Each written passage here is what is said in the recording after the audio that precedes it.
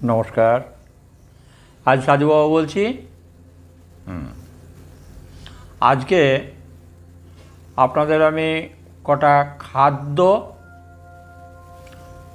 কখন কি খাবেন সেগুলো একটু বলবো, আর সেই সঙ্গে এই কখন প্রাণায়াম করবেন, কখন কোন আসন করবেন এগুলো বলবো। সকালবেলা জল এক গ্লাস অবশ্যই খাবেন। যদি সম্ভব হয় তাহলে তামার পাত্রের জল খাবেন। তামার জগ কিনতে পাওয়া যায়, সেই জগে জল রেখে সকালবেলা সেই জলটা পান করবেন, ভালো থাকবেন। তারপরে টিফিন, স্নান টান, বাথরুমের কাজটা সারবেন।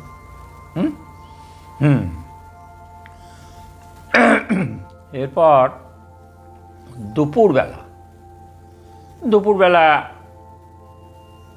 ডাল ভাত তরকারি যার যেরকম থাকে তিনি সেরকমই খাবেন, তবে একটু হালকা।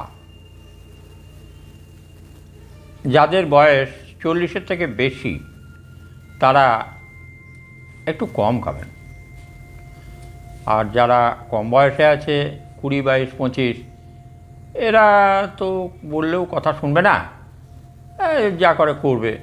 হ্যাঁ, আর যদি সম্ভব হয় ওই পিতলের হাঁড়ি কড়াগুলো তে রান্নাবান্না করলে ভালো হয়। আর আজকাল তো আর মাটির নাই, আর মাটির করা সম্ভবও নয়, কাজেই পিতলেরটা ভালো, কিন্তু অ্যালুমিনিয়ামটা ব্যবহার করতে বারণ করবেন মায়েদের, কারণ অ্যালুমিনিয়ামে অনেক দোষ আসে, পরমায়ু ক্ষয় হয়, নানান রকম রোগ।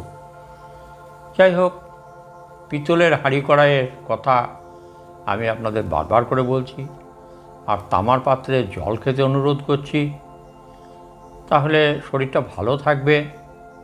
আর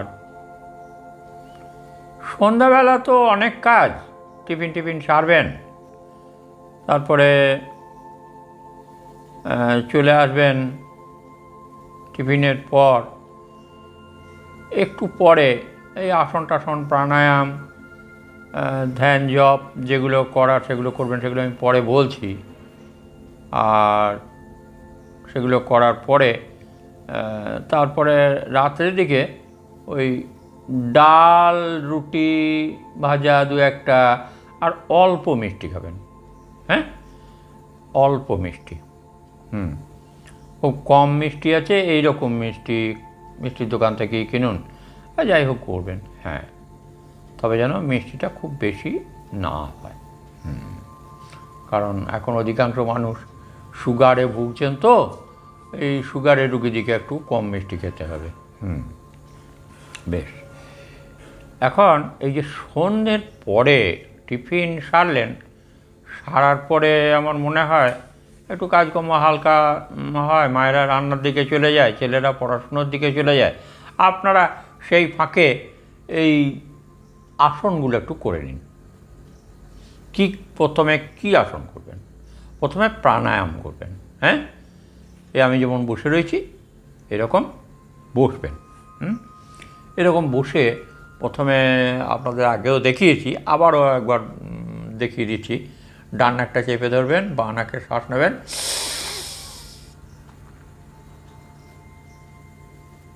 তারপর কিছুক্ষণ ধরে থাকার পর ডান নাকে ছাড়বেন, বাঁ নাকটা ধরবেন। হ্যাঁ, হালকা করে ছাড়বেন, আবার বাঁ নাকটা ধরেই আছেন, যেই ছাড়া হয়ে গেল তখন আবার ডান নাকেই নিন, কিছুক্ষণ ধরে থাকুন, তারপর আস্তে আস্তে বাঁ নাকে পাস করুন। এইভাবে 4-5 বার করবেন, 5 বার। আচ্ছা, এই প্রাণায়ামটা হয়ে গেলে একটুখানি জিরিয়ে নেবেন।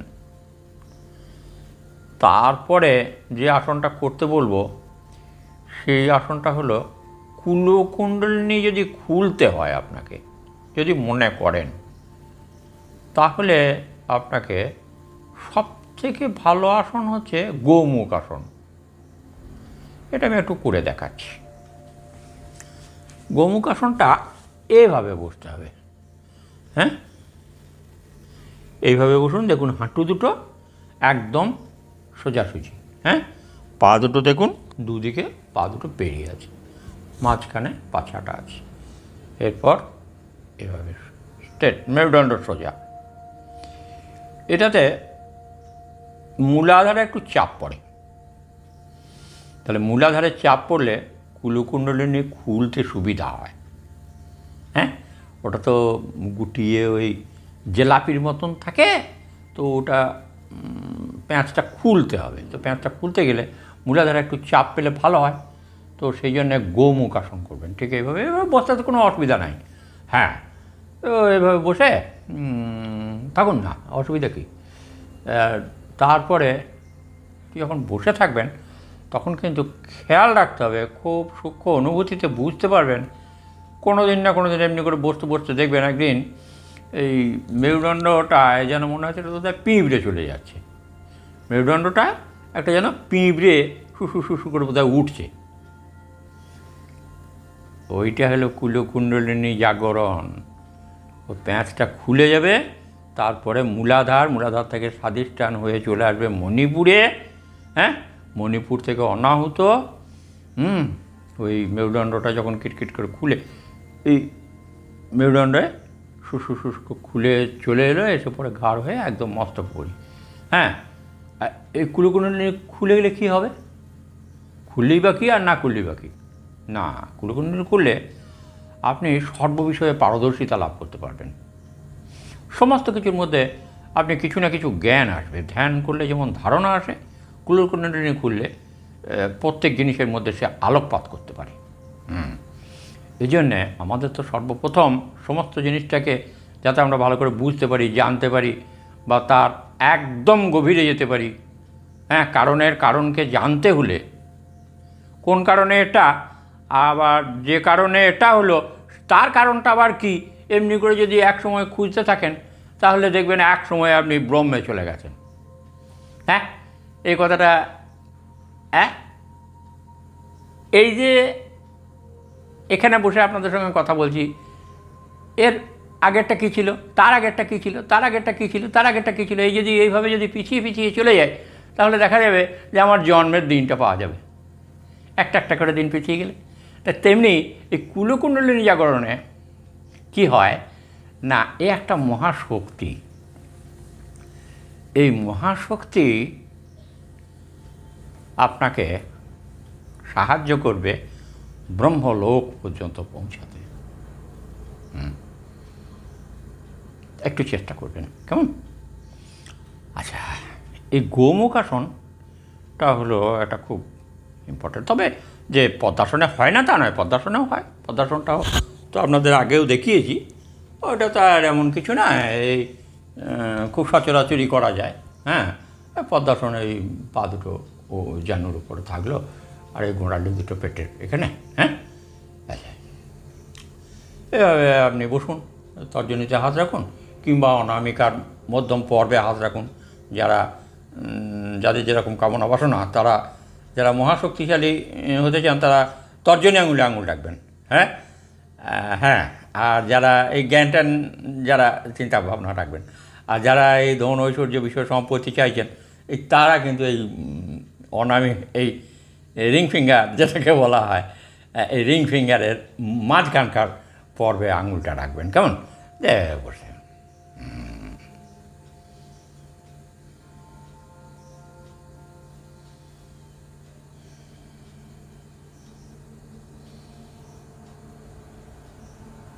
শ্বাস প্রশ্বাস স্বাভাবিক হলে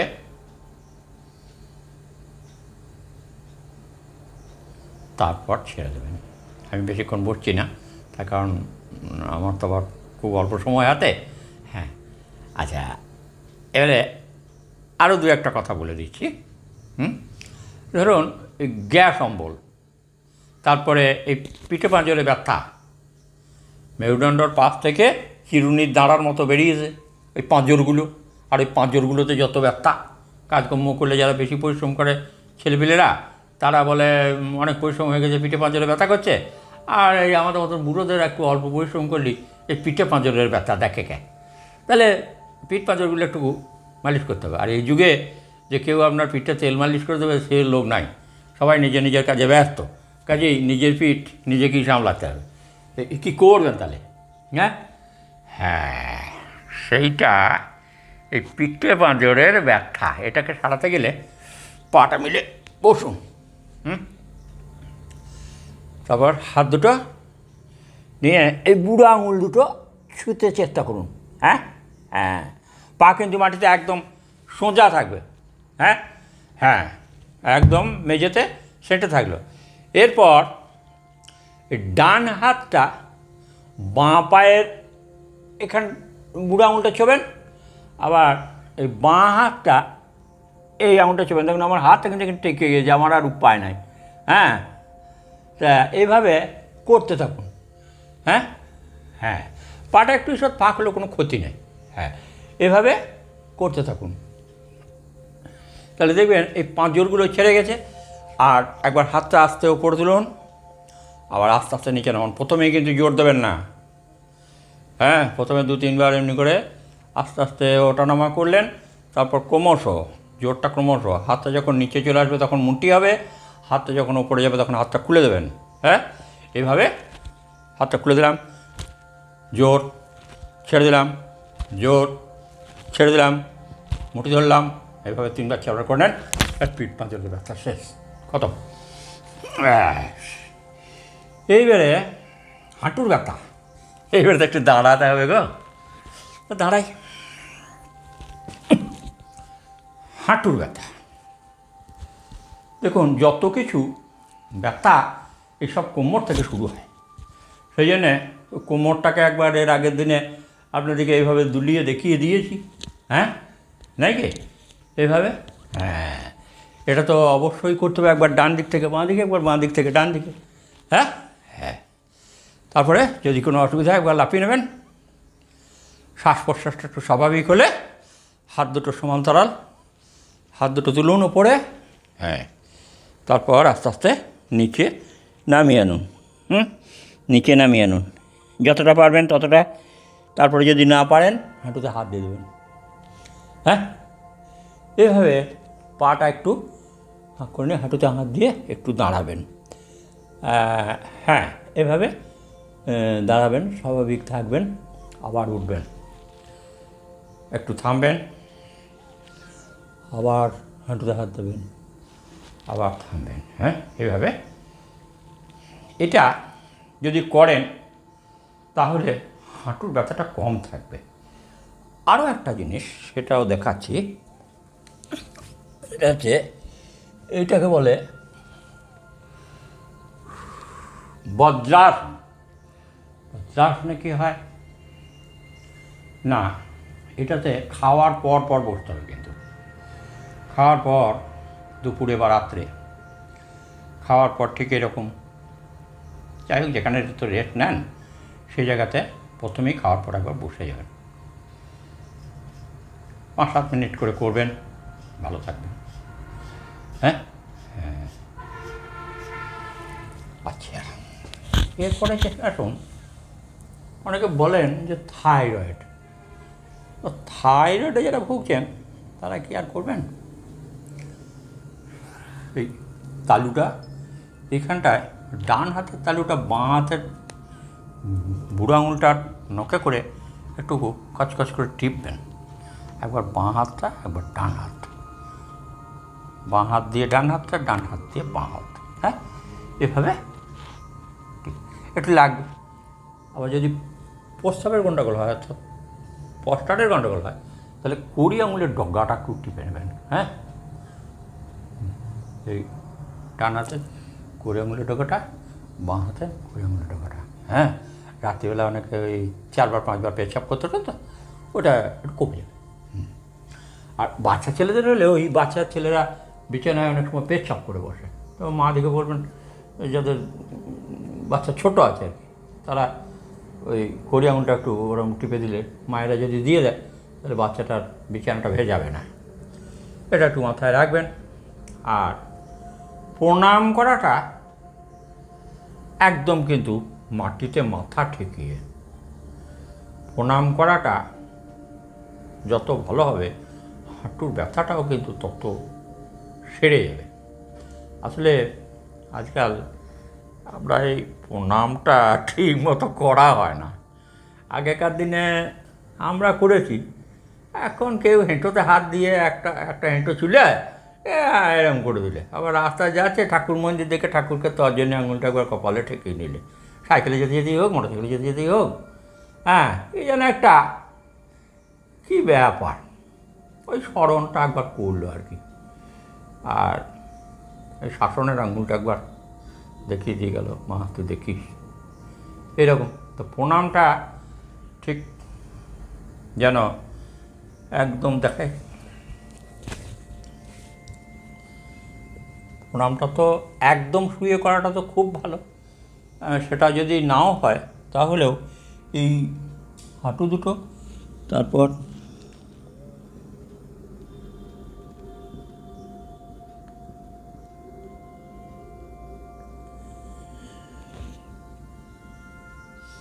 এভাবে যদি প্রণাম করেন,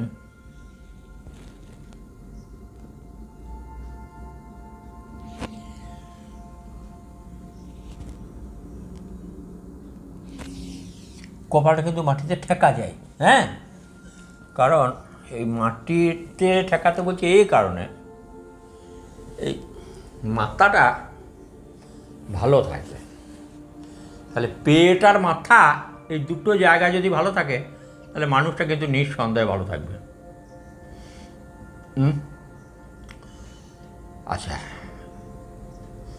আরও একটা কথা মনে হচ্ছে, একটা ছেলে বলছিল ওই খুব হাঁচি হয় আর খুব ঠান্ডা লাগা ধাত, হটফটানিও হয়, কষ্ট পায়। তা আমি তাকে উদ্দেশ্য করেই বলছি, সবাই শুনুন, যদি কারো এরকম থাকে তাহলে সেটাও সেরে যাবে।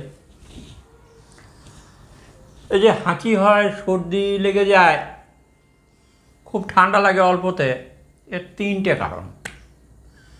একটা কারণ হচ্ছে অ্যালার্জি, সেটাতে হাঁচি হয়। হ্যাঁ হ্যাঁ, একটু ঠান্ডা লাগলেই নাকের ভেতরে সুরসুর করবে, হ্যাঁ ছ্যাঁচ করে হাঁচবে, এই একটা। আবার হাঁপানিটাও আসবে। আচ্ছা, আর একটা হয় ওই ক্যালসিয়ামের অভাবে। তো অ্যালার্জিটা সারাবেন, কোন জিনিসটা খাওয়ার পর অ্যালার্জিটা আসছে সেটা কিন্তু লক্ষ্য রাখতে হবে, তো সেটাকে বাদ দিতে হবে খাদ্য তালিকা থেকে। আর ক্যালসিয়াম তো অনেক কিছুতে পাওয়া যায়, ফলমূলে পাওয়া যায়, দুধে পাওয়া যায়, তারপরে চিনুপুটি মাছেও পাওয়া যায়। তবে যাদের গ্যাস ঠিক আছে তারা কিন্তু এই চিনুপুটি মাছ খেতে যাবেন না। হ্যাঁ, আর দাঁতে করে চিবিয়ে ওই এই মাছের কাঁটাগুলোকে চিবিয়ে গুঁড়ো করতে হবে কিন্তু, তাহলে প্রচুর পরিমাণে ক্যালসিয়াম পাওয়া যাবে। আচ্ছা, আর একটা কারণে হয়, সেটা হচ্ছে ব্লাডে ইসনোফিলটা বেড়ে যায়, ইসনোফিলটাকে কমাতে হয়। তো ক্যালসিয়াম মাস্ট, ধীরে ধীরে কমে যাবে। ওটা এই 3-4% থাকলে কিছু ব্যাপার না, কিন্তু তার থেকে যদি বেশি হয় না তাহলে কিন্তু ওই সর্দি কাশি হাঁপানি এসব নানা রকম হয়। যাই হোক, এখন আমি একটুখানি বললাম, আপনারা যে যেরকমভাবে পারেন নেবেন আর ভালো থাকবেন। আশা করি আমার এই যে কনসেপ্ট এটাকে একটু ভালো করে বোঝার চেষ্টা করবেন এবং একটু ডিপে যাবেন। আশা করি ভালো থাকবেন। আজ এই পর্যন্ত, নমস্কার। হ্যাঁ, আর যদি ভালো লাগে তাহলে একটু সাবস্ক্রাইব করে জানাবেন। হ্যাঁ, তাহলে আমি খুব আনন্দ পাবো। ব্যাস।